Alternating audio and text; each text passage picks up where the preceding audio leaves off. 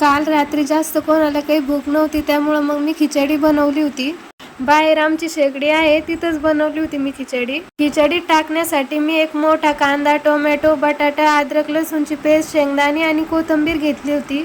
एक मोठं कुकर घेतलं, ते शेगडीवरती ठेवलं, त्यात तेल टाकलं. तेल चांगलं गरम झालं की जिरे, मोहरी आणि कांदा टाकला.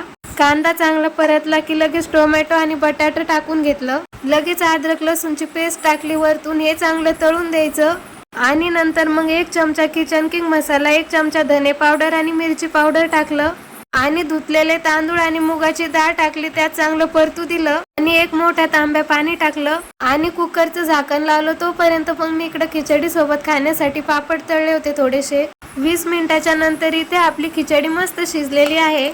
खिचडी सोबत खाण्यासाठी मी इथे मस्त लोणचं घेतलेलं आहे आणि तळलेला पापड घेतलेला आहे. इथे मस्त ताट तयार आहे आपलं खिचडीचं. या तुम्ही पण खायला.